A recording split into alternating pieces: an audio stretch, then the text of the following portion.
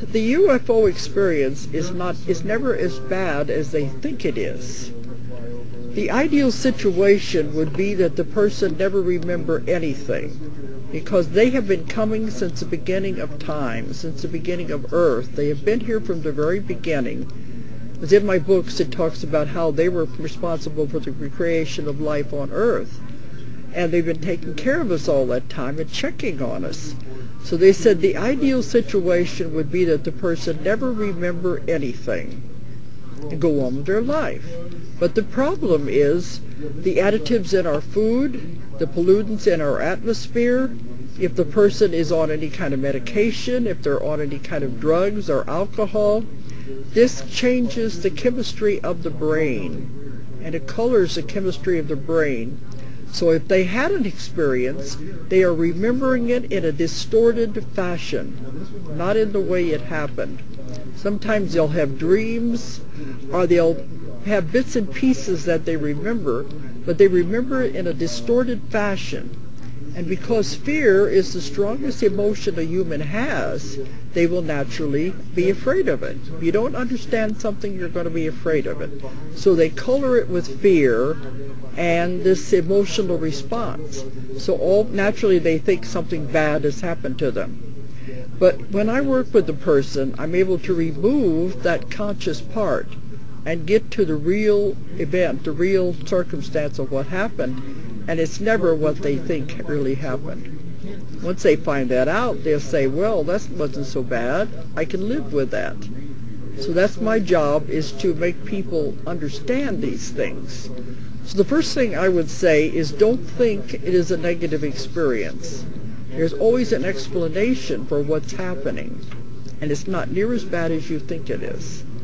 Early in my work, when I was first doing the UFO phenomena and investigating the cases, when all of a sudden, during one case, I had, see, as long as they're in that fear base, they're reliving it from the emotional state. And the person was on board the craft, and they were very frightened, and we were talking. And all of a sudden, I had this feeling of energy going through my body, a tingling in energy.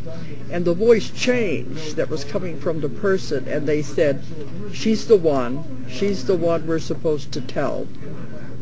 And I didn't know what they were doing, but they said we were checking it out. So they said, all right, what do you want to know? And you never ask me, what do you want to know? Because I have such a tremendous curiosity.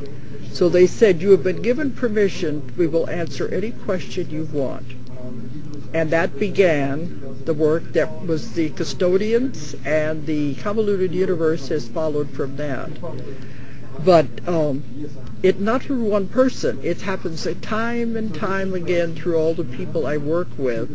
All I have to do is say to them, is there anyone there on the craft that you can ask questions? And immediately someone will come forth and they'll say, all right, what do you want to know? We can talk to you. Because they said, why give the information to just anybody? Give it to someone who's going to use it. And that's why they've allowed me to ask the questions and get the information. So I've been able to find just about anything you could ever want to know, from their propulsion system, to where they live, what it's like on their planets, to why they are coming and what they are doing here. And it's amazing. And the theories I've found are not like any other investigator out there. Okay. That makes it exciting. What's my life like? People say that I need to be cloned. They don't understand how I can do so much. Because I do write books. I have the 15 books, and I've just finished the new one, and I've got enough material to write 3 more. I wanted to take a month or so off, but I write the books. I see clients regularly. When I'm on the road, I see them wherever I am, but as a rule, I have an office in Arkansas where people come from all over the world to have sessions. So I'm doing the sessions. I'm also teaching classes of my technique all over the world. I travel constantly to all the different countries of the world and do lectures and expos and conventions. And then I'm also running my publishing company too. So I do quite a bit. And the publishing company, we have 20 other authors, and we are putting more and more books out all the time. It's the Ozark Mountain Publishing. And our list is growing. Our office space, we had to expand it this year, and we just built another new warehouse. So I'm involved with the business, with the teaching of the classes, with the traveling and the lecturing, seeing clients, and writing books.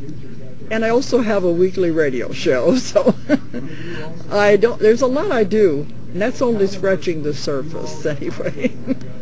I keep busy. My website. The name of the company is Ozark Mountain Publishing, so the website is abbreviated.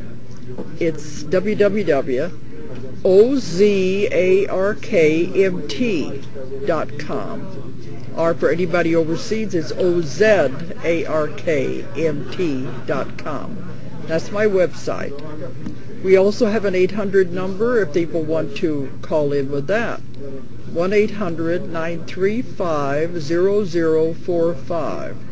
But if you check on my website, all the books are there.